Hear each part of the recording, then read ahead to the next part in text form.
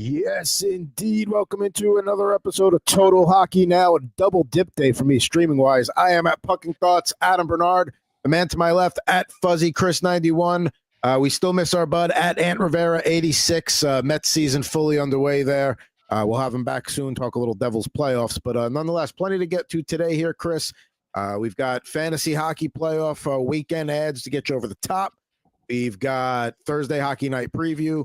We got an update. One of us made it to the fantasy championship. One of us did not. We'll talk about that. And Jalen Chatfield is going to get a special honor today. I'm excited to put that out there. But how we doing, Chris?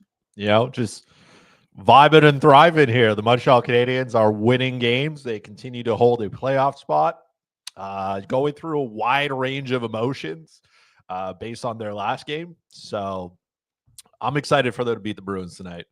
There's no better day than watching the Bruins be at the bottom of the Atlantic.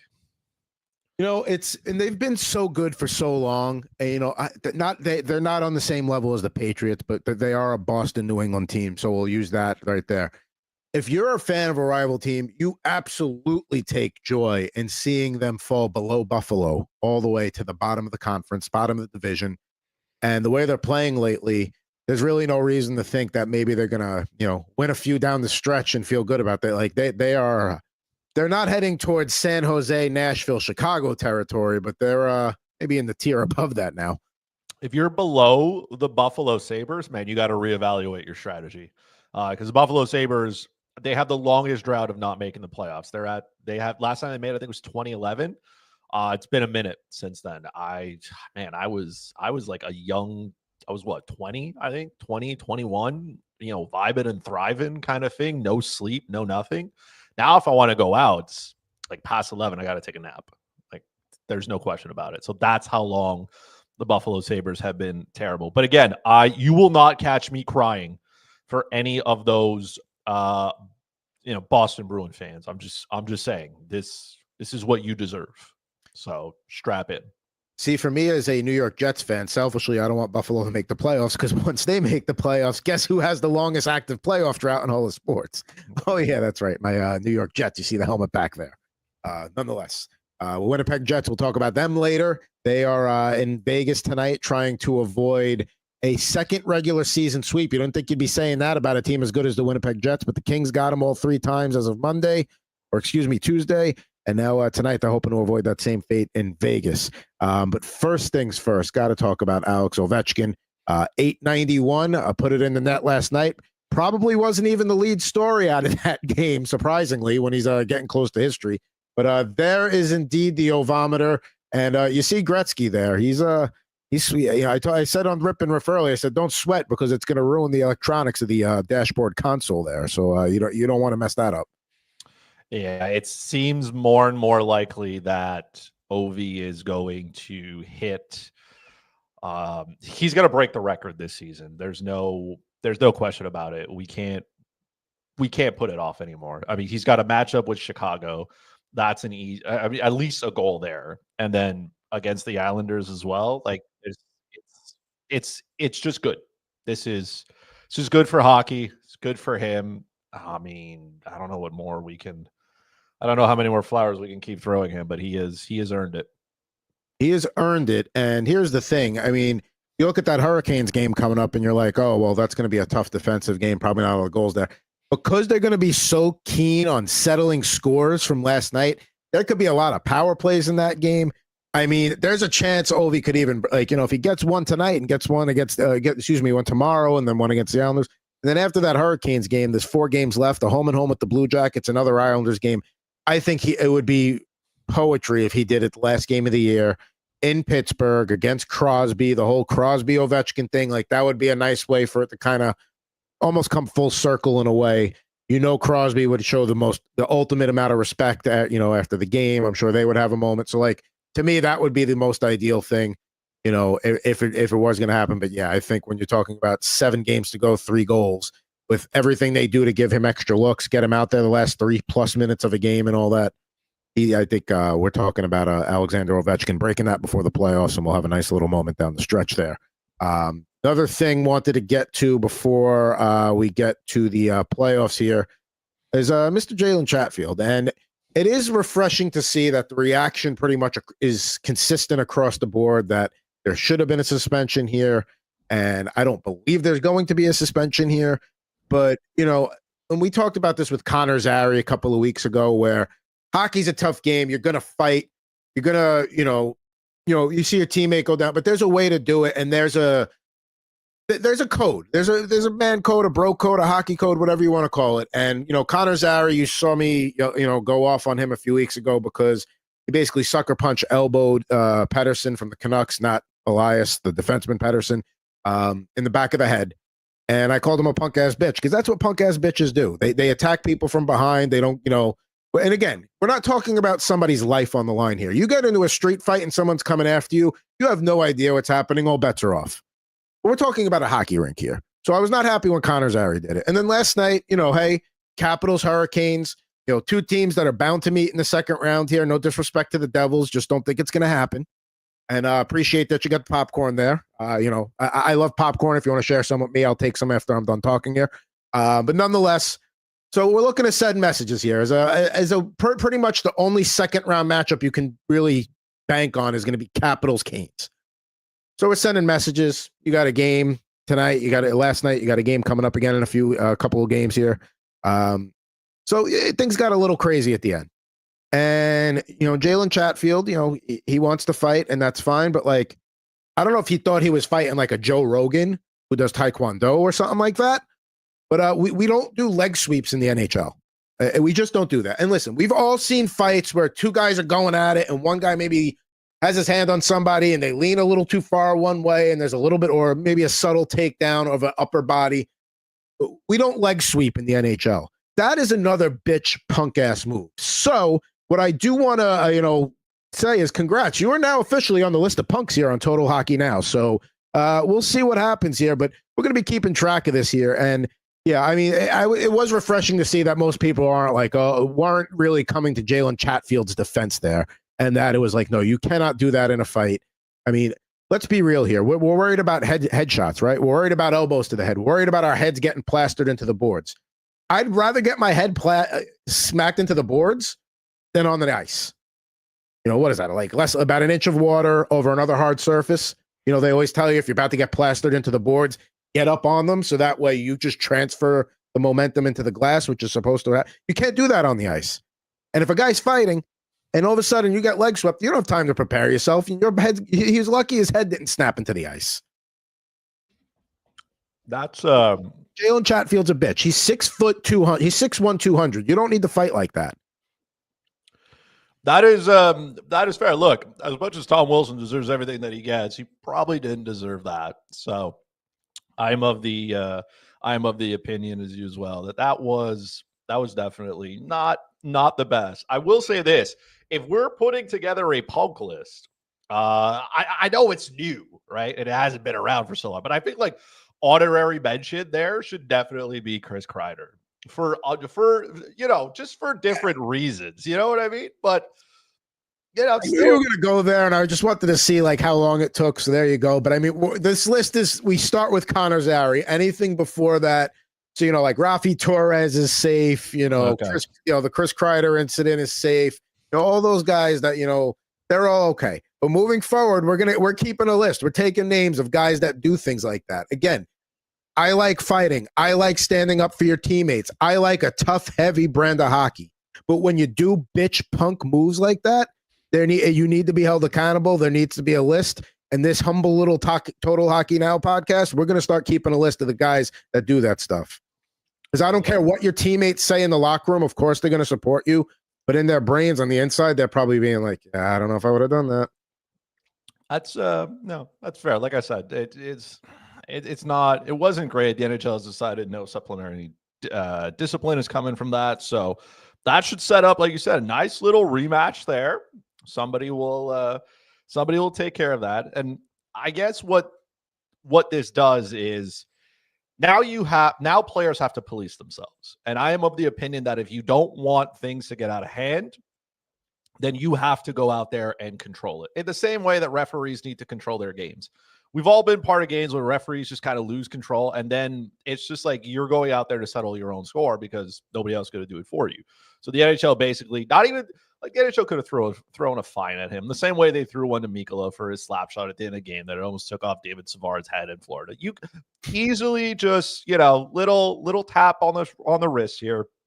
Little 5K or send it to a good organization or something, but they chose not to do any of that. So I have a feeling maybe not. I mean, Wilson can fight, so maybe he'll say, "Hey, we'll handle this again," or maybe somebody else will handle it for Chatfield early in the period. But I am of the same opinion of you. It shouldn't have been done. And that's not, again, this is not one of those things where two big boys are going at it and physics gets in the way and somebody just happens to fall because weight shifted and somebody was on 1.5 skates instead of 2 feet. This was intent to take him down to end a fight.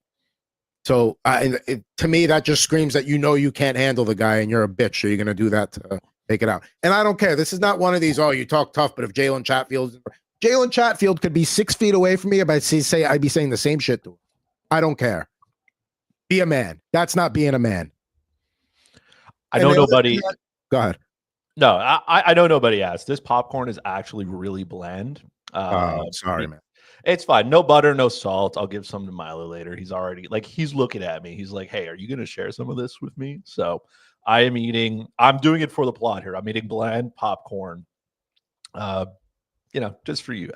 I appreciate that. They always love the prop. That cat behind me over there on that shoulder, if he could smell the popcorn, he'd be up your butt right now for it. He'd be trying to steal it. One other thing, just going back to that, I don't know if they're going to be any sort of retaliatory stuff. It's got to be early in the game because the refs they're not like one little hack that's just a little too hard, and somebody's going to go to the box 2 minutes for slashing that 99 times out of 100 wouldn't be called. They're going to try and keep that game in check early. So if there is going to be a price to be paid, that's got to happen early. You can't wait on that because you're not going to get your chance. And then it's going to carry over into what we assume a second round playoff series between the Capitals and the Ducks there.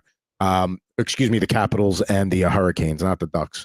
Ducks ain't going to the playoffs. Front conference. One comment here, State of Survival checking in, going back to Ovechkin. What are the chances he doesn't score in any more games this year? I wouldn't say he won't score in any more games this year, but similar to like when Barry Bonds was going for a home run record or something like that, where you just don't see pitches and you get walked all the time. You can't exactly do that in hockey. And if you could shut down a player in a way to limit their opportunities, why haven't they done it yet? We're 891 goals in against the guy. So yeah, maybe, the goal, no goalie wants to give that up. Maybe, the defensemen are playing a tiny bit harder down the stretch. I mean, you look at who they're playing, like Columbus is playing for their playoff lives. I mean, maybe if you're the Islanders or the Penguins, you got nothing to play for other than to not let him get the goal against you. But I mean, the Hurricanes are, like there's so many things that these other teams that they're playing have to worry about that I don't think, they're going to focus on, Ovi can't get 895 against us tonight. No. There's still too many other things going on.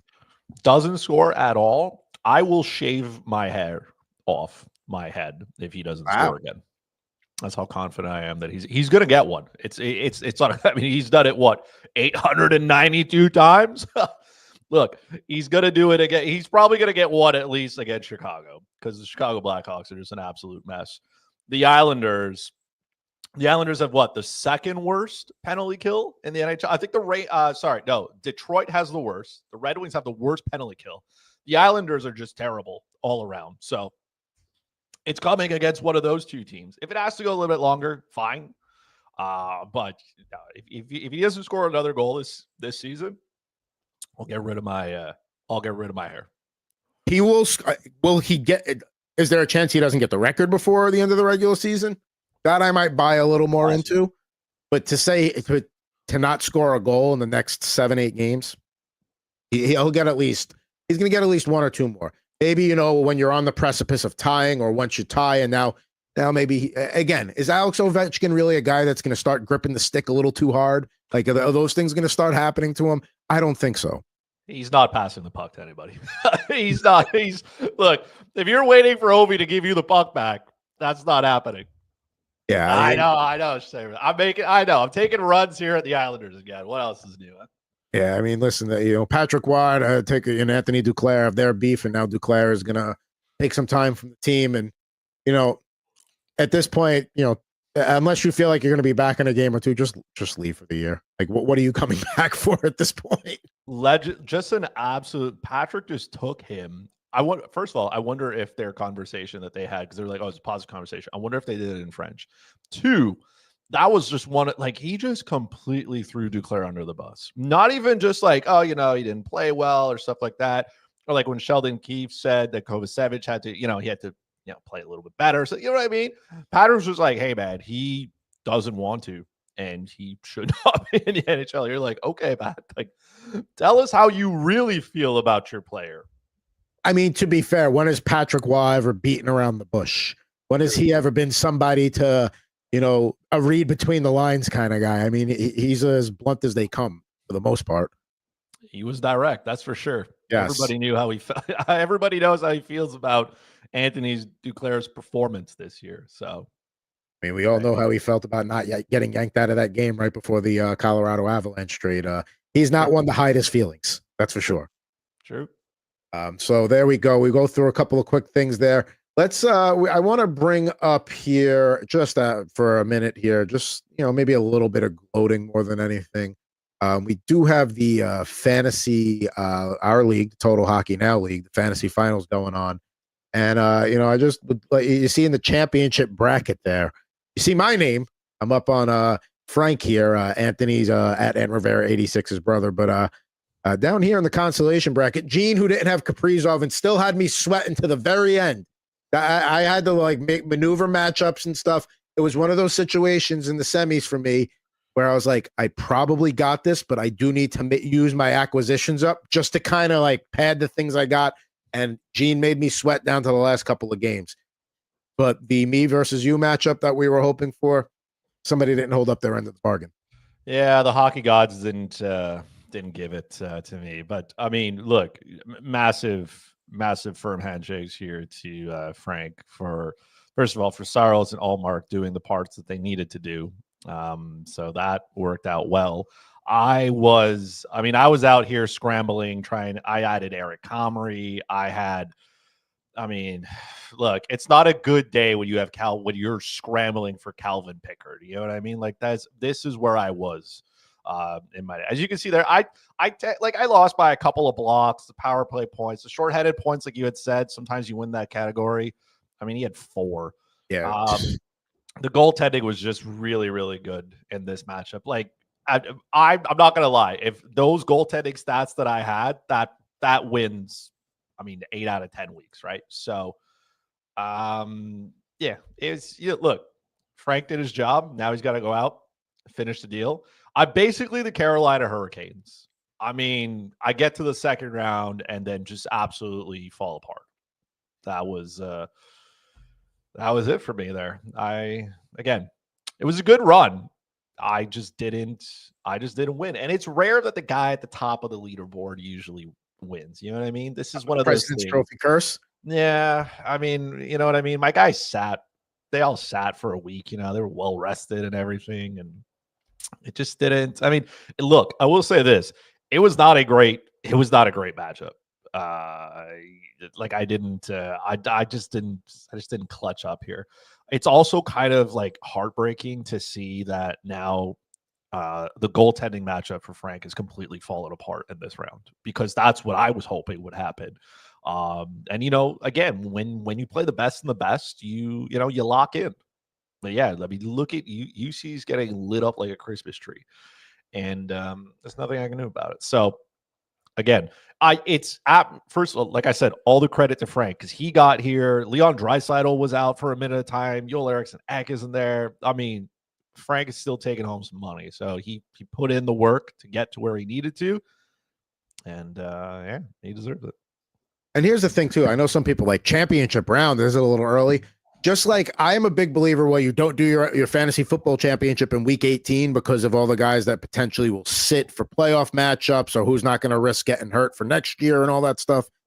You don't see it as much in hockey, but you will see that down there. And there's nothing worse than having a championship decided because Oh, well, Sidney they're going to give him a game of rest before the playoffs because he's got a left knee acting up. So they just want to give him a night. There's nothing worse than that. So that's why we do in this league and another league I'm in that I run, we do the championship this week because I don't want none of that.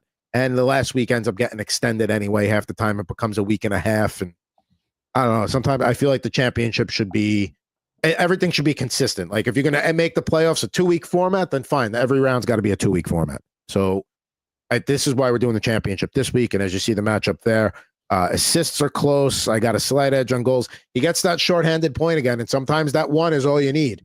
I mean, for last week, he got 4. I don't know if I've ever seen 4 shorthanded points. And I can't remember the last time I saw that. He's got me on blocks. I mean, I'm not going to talk too much strategy here because he might be watching. I don't want to give away too much. But yeah, I mean, the lead I have in the goaltending categories right now, like, there's I should probably bench Mercymerry tonight. I don't want to blow those numbers. Vasilevsky against Ottawa, I'll take a chance. I think I'm going to bench Mercymerry right now. I don't want that can ruin my goaltending number. So let's gonna put you on the bench for the night, bud. I would have sent it, but it's okay. You know what I mean? Like I'm on the back burner here, just watching. So it doesn't. You know what I mean? I'm just looking for some chaos. So for me, I'm normally a player goalies. You know, obviously, if you got 3 active goalies, you're going to bench the one that has the worst matchup. But if you're starting and I got 2 spots and 2 are going, I'm going to go. But now we're at that point where it's like, okay, I know Colorado got off to a rough start. They still managed to come back and beat Chicago. Not going to tip my hand too much on Avalanche Blue Jackets. We'll get to that in a little bit. But yeah, that's probably a matchup where I don't think Mercymerry is going to have a shutout. I'm not worried about that, you know, because that's a way, you know, and that's another way Frank can maybe get back in this. If Ullmark somehow, you know, we got a head-to-head goalie matchup tonight. That's a big one right there. Vasilevsky, Ullmark. That's going to be, if he's going to get back in the goaltending categories, Vasi has to have a bad night. Ullmark has to have a great night. Yeah, it's massive matchup there on a Thursday as well. Let's face it, we're past halfway of the week there. So now it's about making sure. The good news is you guys have about the same amount of games remaining. So now it's just a question of making sure that, you know, the players do the job. That's it. There's nothing much you can do now here. You can tweak a couple of things, waiver wire, be active, see if there's specific things that you need to try to win a certain category. But if not, I mean, it's just, you know, got to do what you got to do. Now, speaking of it being Thursday, that means there's only 3 days left after tonight. In terms of if you're in your fantasy semis, your championship, which means you got to maximize whatever player acquisitions you get the most bang for your buck. So let's start with teams that only have after tonight. So we're talking about the Friday, Saturday, Sunday window that only have 1 game remaining. Okay. So there you're looking at the screen right there. About half the league does not have a game remaining there. Only has 1 game remaining between Friday and Sunday. And listen, that's not to say you should bench guys on these teams. That's just saying don't waste waiver acquisitions on anybody on these teams that you're only going to get 1 game out of. And if they're playing on Saturday, then that could also be a problem because, you know, if it's a depth edition, you know, maybe that's not somebody that's going to get in your lineup anyway. So that's why, to me, it's important to avoid these because I'd rather have guys that are playing Friday, Sunday, or even a Friday, Saturday, like Carolina, who we'll get to in a minute, because then you can drop that guy on Saturday for 1 last pickup for a Sunday only guy. But anything you got to say here about any of these teams? Anything? I mean, for me, I wouldn't be picking anybody up because again, it's not like there's going to be any studs out there from these squads at this point. But with depth additions, you're just not going to get the bang for your buck. You're absolutely right. Look, this isn't like your 401k or your RRSP. You don't get to roll over the waiver claims that you don't put in. And if you need to win, then you know what I mean? Do what you got to do. That's what it is. There is no tomorrow. It's not like, oh, well, you know, what about next week? You deal with next week when you get there, especially if you are in the semis and you have to get to the next round. So it's not that these teams, they have 1 game, you know, drop all these players, go out and look at it, but take a moment, go through your waiver wire, see a lot of teams. Some teams are playing back-to-backs, and this is a great opportunity to start streaming some goalies that you need, right? I picked up Calvin Pickard independent of Stuart Skinner getting hurt because I knew that Edmonton had some decent matchups coming up this week. Unfortunately, I'm not there to reap the benefits of it, but you know, right there, the Montreal Canadiens have back-to-back games, right? They're playing 3 and 4 nights. Philadelphia on Saturday, Nashville on Sunday. So in my mind, Montembeau's not going to start both of them. I'd like to see Jakub Dobej play against Philadelphia at home. That's unlikely. He's probably going to get the Sunday start against Nashville. Nashville's not really that great. So it's those little things like that. Ottawa also plays 4 games Saturday and Sunday. Those games are at home. Ottawa plays Florida on Saturday, Columbus on Sunday. So again, I'm not, it's tougher, but for goalies, you're trying to find that matchup. You need one game from them, just one. If you can get it, great. Go out, get what you got to do, right? Now, you mentioned some of the Saturday, Sunday teams, but I think and there are guys there to be had that are important because you get that Sunday back end of it. But because Saturday's such a stacked slate, to me, the teams that are playing a Friday, Sunday schedule, which are Washington, the Islanders, the Red Wings, the Blackhawks, and the Wild, those are the teams you need to be targeting. And again, nobody's saying Kaprizov. I mean, Kaprizov's hurt, but nobody's saying, Matt Zuccarello is going to be out there at this stage of the season, or, if you're on the Islanders, Noah Dobson, but even he's somebody that maybe he hasn't been playing that great lately. I don't, this week you hold on to him, but if you go to next week, I don't know, but let's neither here nor there. You want to add guys there because you're going to get those guys. Those guys are guaranteed to get impact on your lineup Friday and Sunday. There's not much roster competition, lineup competition. Saturday, you have to pick and choose. Almost everybody's going to have somebody to bench. Now, the Hurricanes are the only Friday, Saturday team. So that's why I lumped them in here, and why I like that. If there's a Hurricane depth person you want to go after, and Logan Stankoven is one that you could look at if he's not already added.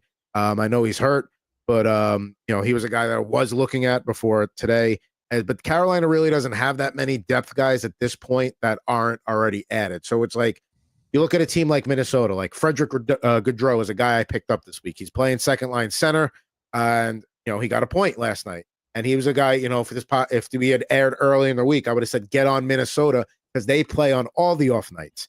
I was in the FSGA Experts League. I was almost going to drop Jared Spurgeon for Jackson Lacombe because Lacombe plays pretty well, gives some offense from the point at him. But then I looked at the Anaheim Ducks schedule. I said, he's not going to get in. He's not going to get in over Bouchard, Sergachev, Werenski. So I kept Spurgeon because I'd rather take that production on the off nights than pick up a guy that's never going to crack my lineup or might get in one of those nights. Right. So especially for the Washington Capitals here, they have a pretty, every matchup seems easy for them at this point, but they play Chicago on Friday, the Islanders on Sunday. So, Logan Thompson wasn't really good in his game. He got yanked. Maybe now he's hurt. So maybe Charlie Linger is probably not on your waiver wire. If he is, that's probably an ad that you should go. And then I'm trying to target guys in the top 6. So, Ryan Leonard signed his entry-level deal.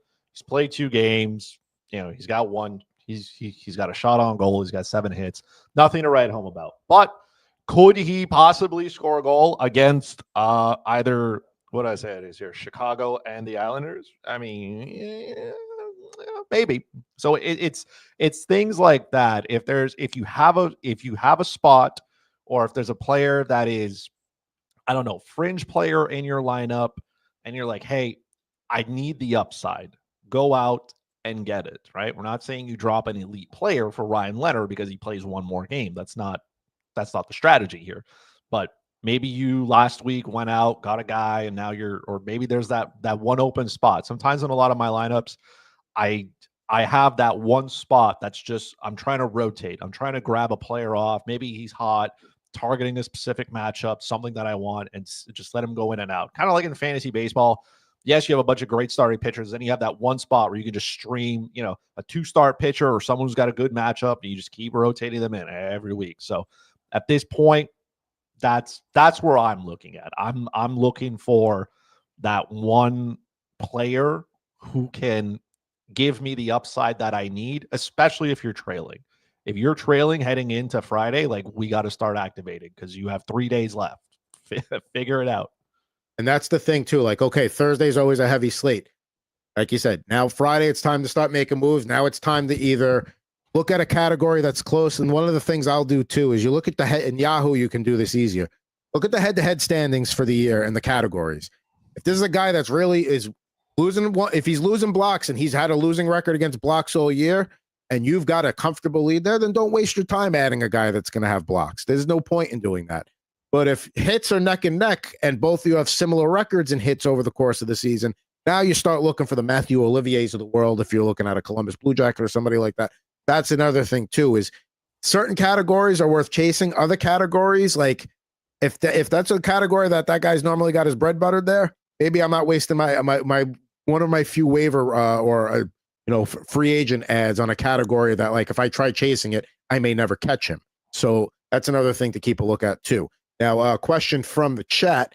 Boy State of Survival. Are any playing a matinee game? Usually those go off the rail with goals. We'll go over both Saturday and Sunday. But on Sunday, Capitals Islanders is a matinee game. That's a TNT game here in the States, 12:30 Eastern puck drop. And then Stars Wild will be a 2:00 local puck drop up there in Minnesota. I don't really count 5:00 Eastern puck drops as matinees at that point. You're close to the normal window. So you got two of those on Sunday. Now he wants to talk about let's take a look at the Saturday matinees here. You got Rangers, Devils, but those are both teams that we said only have one game left. So I'm not worrying about adding any of them unless there's somebody that's too good and you're like, hey, I've got one bullet left in the chamber. I'll use it on Will Cooley to get me some hits and maybe, a point or something like that. Panthers, Senators. Normally that would be the Kachuk Bowl. That probably won't be this Sunday. That's a matinee. And then you got Penguin Stars, also a matinee. And then, hey, Ducks Canucks is a 1:00 Pacific puck drop. So is Oilers Kings. So those will be considered matinees as well. So about 5 Saturday matinees here. But these are the Saturday, Sunday teams on the screen. You see there, looking at, and if there's anybody here, one guy that I picked up earlier in the week, Pavel Dorofeyev, he gets time on the power play. He's absolutely going to help you with shots on goal for Vegas. So that's a guy, if you want to go with a Saturday, Sunday, that's one you could look at right there. You mentioned Ryan Leonard before, not a guy I'm going to add, but maybe in DFS or to bet anytime goal. Sure. What about a Rutger McGroarty who's skating on the line with Sidney Crosby? Is that somebody that maybe just by association want to grab just because, hey, maybe he gets a couple of assists or he gets an easy goal? Absolutely. There's value in where you can find players who are going to play. The bad news for the Pittsburgh Penguins is both their games are on the road, and the Penguins are a little bit better on home ice. I will say this for Dallas, because they do have a Saturday, Sunday, they're probably going to split their starts. So Jake Ottinger is going to play tonight. Probably a good chance he's going to play Saturday, which means Casey DeSmith starts Sunday. The Sunday, I mean, it's not a perfect matchup. It is against Minnesota, but Minnesota is just it's not cooking right now for them. They're not a dangerous offense. So again, if you're trying to steal a game, I get, again, it's 3 and 4 nights for Dallas. I get it. But by that point, you'll know what you want to do. And there's nothing wrong with adding a goalie now and then saying, okay, I'll figure this out when I get there. If you need to start him, you know what I mean? You're there. Do so. If you don't, drop him. Make sure your opponent can't pick him up, right? Wait till, I don't know. If you drop him, usually you can't. If you drop somebody, he's got to go through waivers or whatnot. 24 hours or whatever. Right. Your 24-hour setting leagues usually are set up like that. So it's just one of those things as well. This is the time where you got to pay attention. I know that baseball is around and everybody is, gearing up for that, but this is where championships are lost. You didn't do all this work to get here and, hit the snooze button here, right? Take advantage of it. There are matchups that need to be exploited. Apparently our friend there agrees. And yes, like this is fantasy hockey playoff time of the year. I just had a fantasy baseball draft, whatever. In one of my dynasty football leagues, shout out to the no pun intended guys. They're sending me like these blockbuster offers for like Justin Jefferson. I'm like, I can't look at this, right? I can't make a deal of that magnitude right now. Like, get out of here. Like, I got fantasy hockey. Like, talk to me in like 2 weeks. Anyway, another guy I want to shout out here, Anton Lundell, because he's playing, Barkov out with an undisclosed injury. Maybe he shoots up and he's playing on Saturday, but if they decide to sit him for either one of those, he's been playing the top line. So he's skating with Sam Reinert. Kent Johnson from Columbus and in Yahoo leagues, he's got position eligibility across the forward positions. So that's another thing you're looking for too. You have, if you got two guys and one's got one position and one's got two, take the two, because that flexibility will help you. Maybe you find the spot for him that you wouldn't had if he was locked into one. Ivan Provorov, if you're desperate for a defenseman, as a dart throw that maybe gets a power play point somehow. I mentioned Matthew Olivier before. in terms of hits. That's a guy that can absolutely, help you make up a nice gap in just one game, the way he throws his body around. I saw Boston, Elias Lindholm get picked up in one of the leagues I'm in. As bad as Boston's been, somebody's got to be the second line center. It's not the worst play in the world. No, that's a waste of a pick. I will say this: Anton Lundell, definitely a name that comes to it. So the Panthers have to play Ottawa on Saturday, and then they play Detroit on Sunday. Like, those are two very, very good matchups for the Panthers. Two teams that can give up some goals. It's now, especially with players like that, sometimes it's just a question of volume, right? If you're going to get the volume, like, at some point, something's going to happen. And when you're playing with Sam Reinhart, who can find the back of the net, good things are going to happen. So it's about exploiting those small little matchups, earlier in the week. Don't let your opponent get a head start on you. See what he's missing as well, what his move might be. Even if you don't need these players, if you have a spot of your lineup, maybe you grab one. Don't even necessarily have to play him. You're just making sure he doesn't. Sometimes the best offense, a good defense. Don't let somebody else beat you with whatever's available. And if anybody that says it's shady that you pick somebody up just to drop them so somebody else can't claim them, no. It's not shady. That's part of fantasy. Sorry. Listen, the Vegas Golden Knights are out here circumventing the salary cap every year, all right? So you play, if you have an IR plus spot and there's somebody who's day-to-day, you stash them there and you do what you need to do. This is not where we're making friends, okay? If somebody has a problem with it, be better. That's it. Add them first. Do your homework. Preach, brother. Yeah, I mean, and one thing, one strategy that you could look at sometimes is, if you're like, oh, that guy's a third liner, he's not getting as many minutes. It's the Capitals would be a perfect example, except for the fact that they're trotting Ovechkin out there constantly to try and get the goal. But, a team like a Capitals who are playing the Blackhawks and the Islanders, they're clearly not going to blow the division at this point. Maybe that's an opportunity where you see some increased minutes in a third and fourth line role. Trying to think of it, if there's a team on a Saturday-Sunday that has Saturday-Sunday games that's in that spot. And Ottawa, certainly, I mean, they're playing for their lives, so everybody's going to get even minutes there.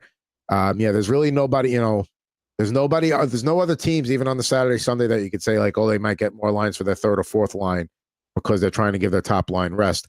One guy I want to mention on Vancouver, Jake DeBrusk, for power play points. I know he's a guy that's kind of like a borderline between a roster regular or somebody you stream, depending on how deep the league is. He's a guy that can help with power play points for sure. I want to talk a little about the Sabres before we get to the Thursday night, because apparently if the NHL season started in March, they would be with the Blues as the top two teams in the league right now. It seems like the way the Sabres are playing lately. So you look at anybody, guys that you would normally never look at twice because they're the Sabres. Are you working at like a Yuri Kolich? Are you looking at a Peyton Krebs, because he skates on the line with Tuck and Zucker and they're playing better? Kulich with Thompson and Benson right now. Jack Quinn skating with Peterka. So, I mean, these are guys I wouldn't, necessarily look at normally. But the way Buffalo's been playing lately, and they got the Saturday, Sunday, if you're desperate, throw a dart throw, maybe you get one of those guys. I mean, the way they've been putting the puck in the net lately has just been absurd. I truly could not care less about the Buffalo Sabres as an organization and as a city. I'm not taking my run with them. I do not buy their success at all. It's not about buying success. It's about putting the puck in the net. Listen, a broken clock is right twice a day. And I guess this is at the point where typical of the Buffalo Sabres. They've been ass all year. And then they show up in March and they're like, hey, we're going to be decent to make sure we don't finish last, so we don't get a better pick. Like, this organization is just like, I don't know, man. They've won 5 of 6. They've scored at least 3 goals in every game. They've only lost, so here 5-3 Winnipeg, 3-2 Ottawa, 7-3 Pittsburgh, lose to the Flyers 7-4, of course. Beat the Capitals 8-5, beat the Senators 5-2. They're putting the puck in the net. Okay. I'm just trying to listen. We're just trying to win categories here. That's all. That's all we're trying to do.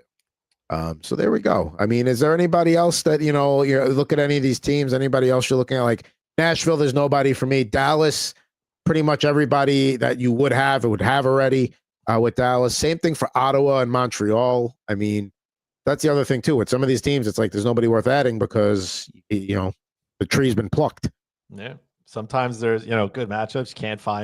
You just can't find a player that's it's worth rostering. So no, I mean, we've done quite the tour there. If you're still looking for somebody, then you're in a really deep league. You're in like a 20 team league, and now we're scraping the bottom of the barrel. So one of these players we've named is definitely on your waiver wire somewhere. Go Yes. get him while you're watching Love is Blind with your wife or Beyonce, your girlfriend, or whatnot.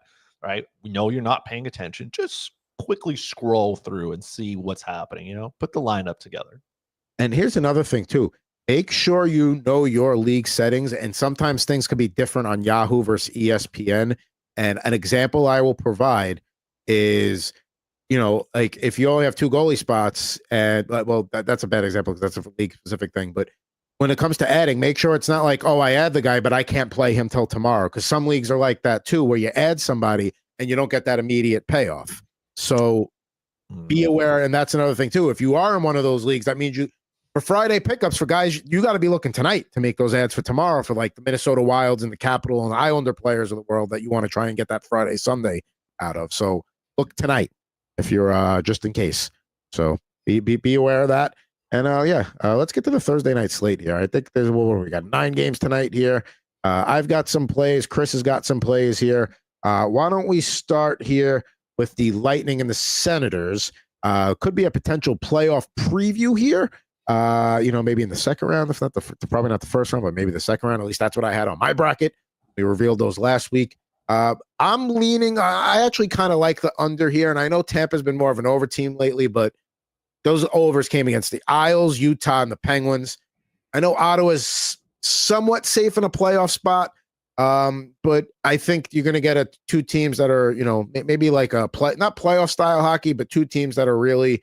I don't think it's going to get out of hand. You got Vasilevsky versus Olmark. So I don't know if I have a lean one way or the winner or the loser, but I think this stays under 6. In worst case, it's a push. I don't think we're looking at like a 5-2 kind of game. Under 6 sounds pretty good. Some spots already have it at under. Already have moved the line to 5.5. Vasilevsky's numbers on the road aren't great, but the Senators are going to be without Brady Tkachuk. I mean, Tampa Bay is just a really, really good team overall. I would lean under. I would want to take 6 though, because I want to be able to get the push, because I really don't think they're getting. I don't think they're getting the 7.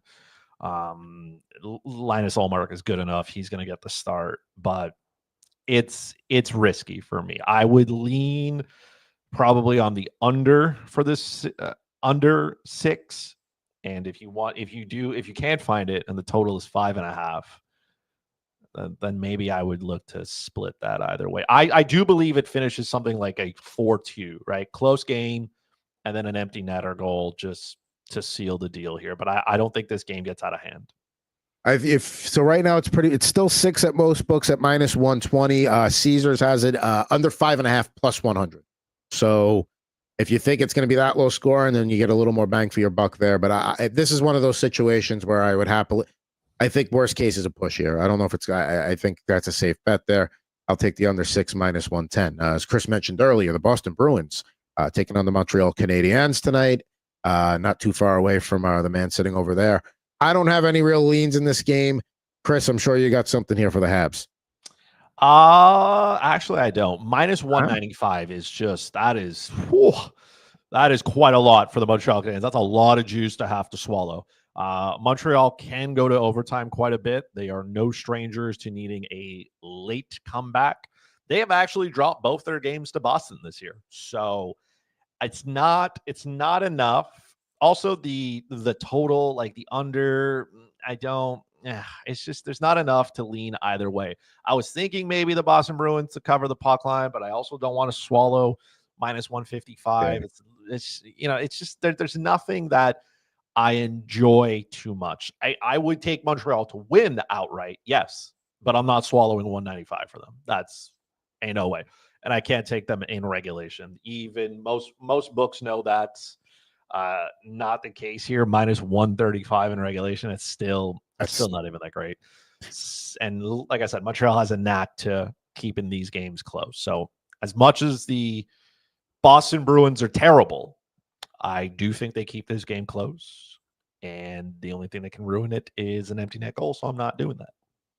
If you wanted to take the Canadians puck line minus a puck and a half, it's plus 130 at most places. So that's, again, I agree with your take here. I know Boston's pathetic right now, and they can't, that nothing's going right for them, but seeing a rival sometimes will get the competitive juices flowing again. And I think that this could be one of those, with the way the Bruins season's going, this could be one of their last stands at hey, let's go out there and give it what we got tonight, boys. It's Montreal. Let's go maybe ruin some playoff positioning a little bit. So no real plays there from either of us. I've got a couple on this one. Avalanche, Blue Jackets. Avalanche road favorites minus 146. Blue Jackets plus 131 at home. Total is 6.5 there. Goaltending matchup for tonight. Looking at, let's see here. It's going to be Elvis Merzlikins versus Mackenzie Blackwood. So we're getting the top two guys here. Columbus has been playing sloppy hockey lately. I mean, that's one thing I've noticed here. They've gone over in 4 of their last 5. Colorado is carrying some momentum after trailing Chicago 2-0. They rally to beat the Blackhawks. I think that momentum carries over. And I know Columbus is playing desperation hockey. They need every point they could get. And that works against the Nashvilles of the world. That works against the Canucks and the Islanders of the world. That's not going to work against the the Avalanche here. So I'm taking the Avalanche to win in regulation plus 105. And I'm even going to go with the over 6.5 minus 102. I think Colorado will probably get 5 goals themselves. So I think it's just a matter of getting Columbus to put 2 behind Blackwood. And I think they could do that. But I got the Avalanche in regulation just in case Columbus keeps it close. But I do like the over and Colorado in regulation. I'm going to go the exact opposite with the exception of the total. I do believe there are goals that are going to be scored. They're not coming from the Avalanche. The Avalanche on the road are just not the same team. They're not as good. This is known fact here. Columbus on home ice, as terrible as they are good on home ice. When they play at home, everything gets better. They laid a beating into the Nashville Predators, 8-4. Okay. Then they went to Ottawa, didn't play well. Then they played Vancouver at home, 7-6 in the shootout. On the road, 4-3 in a shootout again against the Islanders. At home, the Jackets are better. This is Colorado's third game in what, 4? Third game in 4 nights. They lost to Calgary. Calgary is not a team that scores goals. Then you need a miracle against Chicago. They were down 2-0 in that game, and they pushed it to overtime. And then Nate Dogg just undressed Spencer Knight, sent everybody home disappointed. You needed shootout in both your last 2 games against 2 teams that can't score goals. Now you're going into Columbus, not rested, against a team that is 22-9-5 at home. And you expect to come out of there with a win. I don't know how they ended up as favorites. I have no idea. This line it should be a lot closer than what it is. So I will take Columbus to win outright because again, I hope they lose from a personal standpoint. But from a having to buy eggs standpoint, I am taking the Blue Jackets. I will go one step further. I'm taking them in regulation plus 200. This game's not finishing. I don't want it to finish in regulation. I want it to finish in regulation. I don't think it goes that far. The goaltending matchup, yes, Mackenzie Blackwood is good. I'm going to give Elvis Merzlikins a little bit of credit. I mean, when your team is popping 7 and 8 goals, it doesn't matter how many you give up. It truly doesn't matter. And I don't think Colorado has the necessary depth or legs. If all Columbus has to do is come out and absolutely run this team into the ground, cycle that puck, and make life difficult. You were at home against Cal. They lost to St. Louis as well, too, but St. Louis has been on an absolute heater. They lost to St. Louis. That game at home, lost to Calgary as well at home. Then you go to Chicago with that kind of performance. Look, again, as somebody who needs Columbus to lose, I understand where the value is. So I can't get behind anything you just said. I can't get behind it. The one thing that I will say that gives me pause with taking the Avalanche of regulation, it's a look ahead spot here for Colorado. At St. Louis and Vegas, or at home for Vegas, are your next 2 games, and then you have a game against the Kings coming up. So I think Colorado's a little too much of a veteran team to get caught in a look-ahead spot. I see everything you're saying there, but I think this might be Columbus has just been too sloppy lately. Like, you're giving up that many goals to the Canucks, Penguins, and Islanders of the world. Like, come on. I get it, but they also filled the net. They do fill the net, but in hockey, it's about how many more goals can you score. Like, none of those games that Columbus has played is one that Dean Evanson's grabbing and saying, yeah, this is a good one. He's going into his office later and being like, what just happened? Like, we can't do this, boys. But I can't get behind. Colorado on the road is just not good. Just like Columbus on the road, not good. If this was vice versa, we're slamming. I mean, if this is vice versa, Colorado's like a minus 250. And we might go under instead of over, ironically. I mean, the Jackets don't score on the road. They don't push the pace. Columbus is a shot-generating machine on home ice. It is what it is. So one of us will be right. In the FSGA Experts League, Chris Wassel, he got out to like a 40-point jump on me on Monday, and I've been trying to erase that since. Zach Werenski, please go. I would love a Werenski hat trick tonight. If I'm going to be off my pick, at least let Werenski go off, please. 51 points for Zach Werenski on home ice, averaging over 4 shots a game. If you care, because I did the playbook over at the Fantasy Alarm, if you care, he is averaging close to 20 fantasy points per game on DraftKings when he plays at home. I mean, I'm going to take my shot with Werenski. I don't care how many it is. And as amazing as a season as he's having, he's got no shot at the Norris because of Cale Makar. None. And that's what's incredible. Like, Werenski any other year is a runaway Norris winner. That, like, it doesn't matter who's second and third. It's going. No, Cale Makar exists, so Zach Werenski, no Calder for you this year. No Norris for you. Excuse me. We go to the Penguins and the Blues here. Listen, and this might fall into my crazy picks category here, just like the last one, according to you. The Blues are on fire. I think this is a potential spot for the Penguins, plus a puck and a half, minus 135. I'm not saying they're going to win, but I think maybe they can keep it close enough to keep it within a goal here. The first 2 games of the road trip here are spoiler opportunities for them.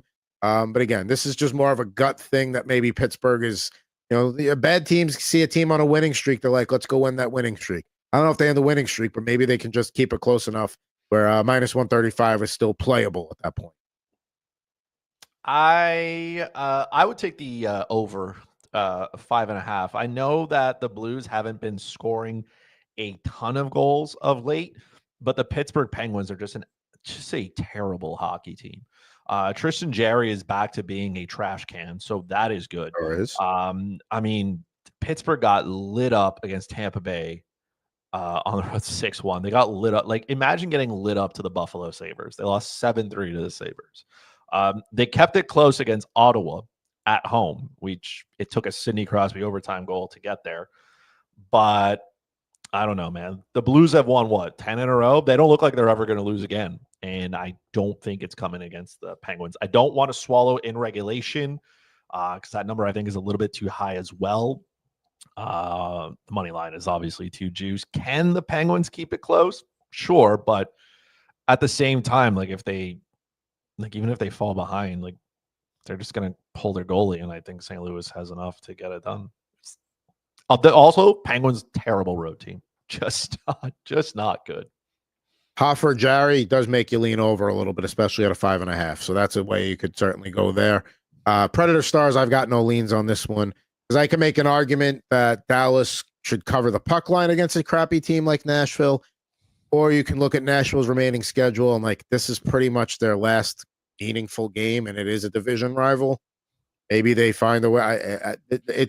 I went from picking Dallas to a puck and a half to cover a puck and a half to maybe the Predators on the money line to you know what? I'm already going back and forth here. That's a stay away spot for me. Yeah. I mean, Nashville has 9 regulation wins on the road. We are April 3rd. That's pretty bad. So, do what you want with that information. The in regulation is still too much juice there. The puck line is there's not enough value there at minus 115. It's not. I'm going to stay away as well. It's see eye to eye on no bet on that one. Kings Utah. I think the future Mammoth, because we all know that's what they're going to be called at this point. So let's just start calling them the Mammoth, because Utah Hockey Club, like we're not doing a soccer or a football podcast here. There's no hockey club. Um, I think this might be a good spot to take the Utah on the money line, because the Kings, as dominant as they are at home, are not a good road team. I mean, this is a potential look ahead spot here with Edmonton coming up on Saturday afternoon. Utah, they're not going to make the playoffs, but they're still in that spot where if you're in that locker room, you have to believe you have a chance. Like, hey, we just beat Calgary the other night at home. Let's build off of this. St. Louis can't win forever. Maybe they lose 5 in a row after they win 10 or 11 in a row. Who knows? So I think they're still in a mentality of like, we can do this. Kings are not like I said, not a good road team here. I know they won 2 in a row, but they lost 2 in a row before that. So I think this is a good spot to maybe get Utah on the money line.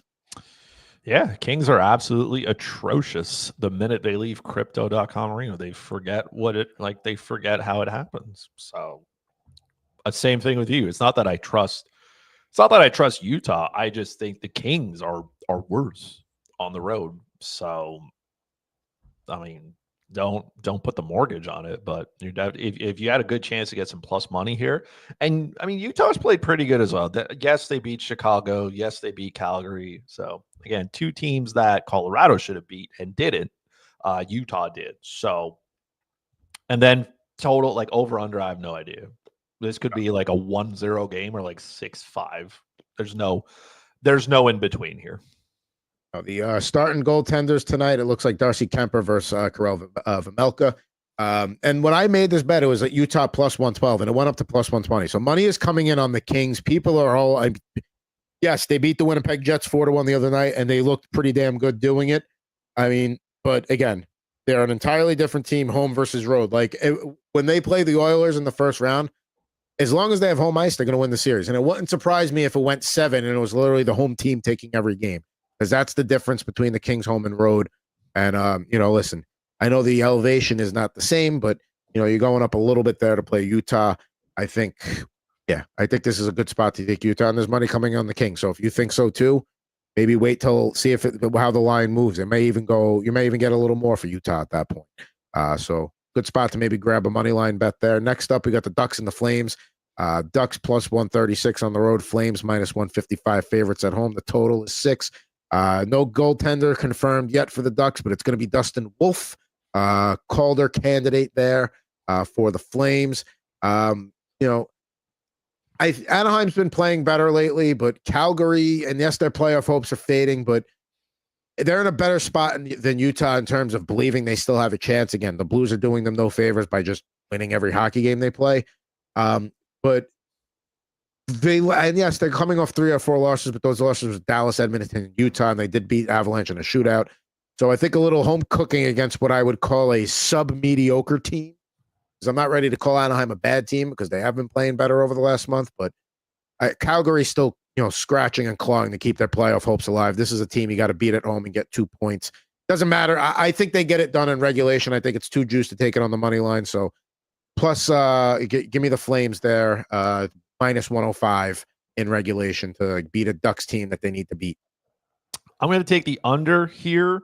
The Flames can't score, but on that, their last 3 games, like you said, they played Edmonton, Colorado, and Utah. In Edmonton, in Colorado, both those games were under 6, which is quite the task to do. Even if Edmonton had no Draisaitl and no McKinnon, like it's fine. You still had to accomplish the job, and then they lost 3-1 to Utah. In Utah, it is what it is. Dustin Wolf has much better numbers on home ice, and he doesn't get any support when he plays. The Calgary Flames don't score goals. They shoot the puck. They just don't score. They're averaging over 29.3 shots a game, 2.57 goals. That's the Anaheim scores more goals than the Calgary Flames do. But again, I'm not banking on Anaheim doing much damage. Anaheim has a terrible power play, so doesn't, you know what I mean? Like, who cares if they get opportunities? It's not going to matter. This game's going to be close. Probably, it's just, this has all the makings of like a 2-1 shootout win or something for somebody. So I'm going to take the under here. I can't see these teams combining for seven goals. 4-1 Flames in their last meeting in January. 3-2 Flames as well earlier in January. One of those games was in Calgary, the other one in Anaheim. So that's where I'm going under. Got 2 games in the Pacific time zone tonight. Let's start with the Winnipeg Jets and the Vegas Golden Knights. Vegas minus 148 home favorites to the Jets plus 130. Total 5.5 there. Goaltending matchup for tonight is going to be Eric Comrie versus Aiden Hill. I'm curious why they would rest Hellebuck tonight when you got Utah coming up, and maybe that's a team I would rather have Hellebuck. I mean, unless they're getting cute and not letting them get another look at Hellebuck before a potential Western Conference Finals matchup. But I would have played Hellebuck tonight and gone with Comrie against Utah in their next game. But I mean, the under at 5.5, it was minus 125 when I got it. These are 2 teams that just trend towards the under, and yeah, they have yet to beat the Golden Knights this year. Vegas had won 6 in a row before losing 3-2 in Edmonton on Tuesday. This is just I'm all about the under in this game. I'm just going to stay away from it completely. I do think like the Golden Knights at home are like the Kings and Colorado, just elite. Which it's not that the Jets aren't. It's just Vegas is that much better. I am like you. I would have liked to have seen Connor Hellebuck start this game. Connor Hellebuck versus Aiden Hill would have definitely been an under. Not saying that Eric Comrie can't hold his ground, but I don't think he's a like elite goalie. I think he just benefits from playing on a really good team. So there's not enough. There's too much juice to drink on the Golden Knights. They opened in a minus 130, so a lot of people do believe at that point money came in after they found out that Connor Hellebuck wasn't going to start. There's not enough for me to like there for the Jets. I can't take their puck line because that's too much as well. So there's nothing I want to get on board here with. But I do think Vegas wins. I'm just not ready to swallow 148. What about if we wanted to look at regulation for though? You don't think you might be a little too risky? It's possible, but these are 2 very good teams. You know what I mean? Like they can compete with each other. And yes, these teams have combined to go to overtime just once in their last 5. So the Jets went to 3-2 overtime win against Washington at home. Golden Knights haven't gone into past 60 in their last 5. So maybe, but this could be a game where you see them kind of suffocate the middle of the ice. Nothing really great on either side. No team wants to give the other team an edge. It's not like one team is significantly better. Yes, they both have good power plays, but penalty kills are not terrible per se. The Jets have a good penalty kill. So there's just not enough for me to want to put my hard-earned money. Not here. All right, so we'll see. And plus, they're plus 100 if you want to take them in regulation. Vegas. Last game of the night: Edmonton minus 285 road favorites at the Sharks plus 250. Total is 6.5 here. Edmonton minus a puck and a half is minus 110. This is, I think, like one of these. Let's not overthink it. Maybe it's a little fishy that it's only minus 110, and yeah, maybe a little trap game potential with the Kings on Saturday. But this is the Sharks. They've lost their last 3 games by a combined score 17-5. I was at the Rangers Sharks game on Saturday night. Edmonton's rolling with Pickard, and they seem to be playing all right with him there. San Jose is going to be starting somebody new. So, I mean, maybe that's a reason to not take Edmonton on the puck line, because sometimes you see a new goalie, you have you don't know tendencies and stuff like that. But this is the Sharks. I mean, if Edmonton really is a playoff team that's going to be a threat, beating the Sharks by 2 goals, even on the road, should not be too much to ask of them. Here's the thing with the Oilers. Like this feels like a trap game for them. It feels like it. It absolutely feels like a trap game. I mean, I have no idea who Georgi Romanov is, but I know that in the small sample size, it has not been very good. San Jose went to Anaheim. That was a much closer game. They went into LA and got absolutely smacked. But to be fair, most teams go into LA and get smacked. So I don't think this was a San Jose problem. The Sharks, these 2 teams met back in December. San Jose kept it close. They lost 3-2 in regulation. So it's not terrible. I I mean, you could take San Jose to cover the puck line. I think that's quite generous, right? I think getting it at even money is pretty good, but man, I just don't trust Calvin Pickard. Like zero. You know what I mean? Like just absolute bottom of zero. He's got an 899 save percentage. It's not good. 269 goals against average, which is respectable, but 899 save percentage, which means that most of the time, if you just get enough shots on goal, it's probably going to go in. There's no Connor McDavid. The Sharks are less terrible at home than they are on the road. So do what you want with that information, right? They have 8 wins. What I saw on Saturday. They have 8. Look, they have 8 wins on the road. Remember how we said Nashville has 9? Well, they have 8. So again, it is what it is here. I would not be shocked if Edmonton just comes out and flops. Absolutely not shocked. So like I would at that point, I'm just gonna like sprinkle it. I'm just gonna take the Sharks in regulation. Like that's it. Like wow. if I'm gonna go there, then I might, you know what I mean? Like go all in. It's plus what? Plus 300. No, it's got to be more than that. Sharks in regulation, 60-minute line. Plus 300 I got. Well, 365 has it as plus 400. So you get a full 100 more out of it. Yeah, I mean, at that point, just, go all out. It is what it is. Like how much, if you lose, then you lose. Again, this isn't where the mortgage goes, but I don't know. Like you could buy probably 3 packs of eggs by hitting plus 400. The 12 or the 18s? I've never bought 18 eggs, considering it's. Sometimes they sell them the 18s.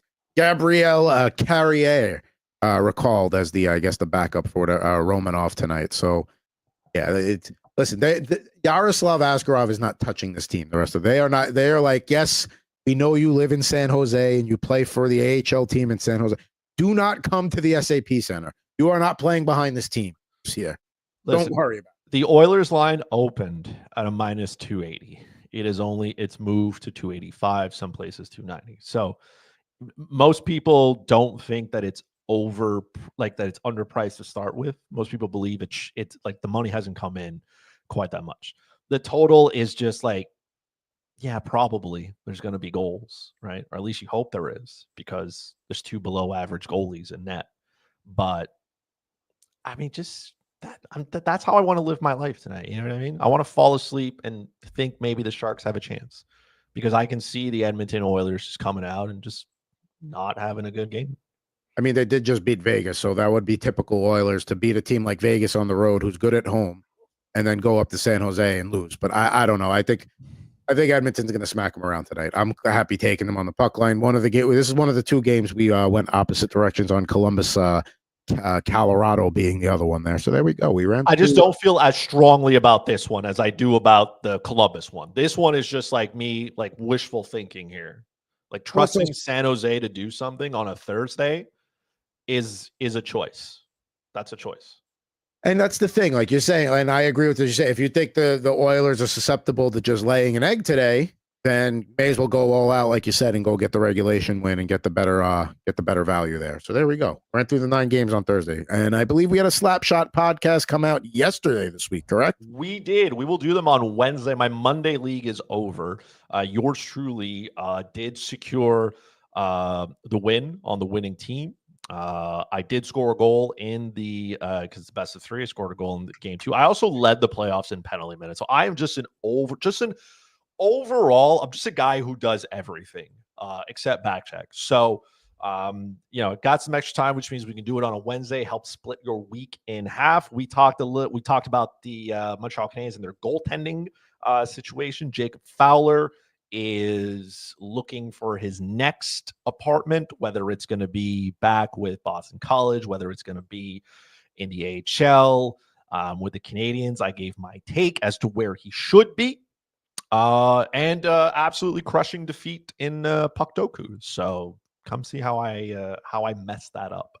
So you say your season. So now, when does the new season pick up for the House League? How far away are we from that? We have the All-Star game. Unfortunately, I will not be an All-Star this year, which is fine.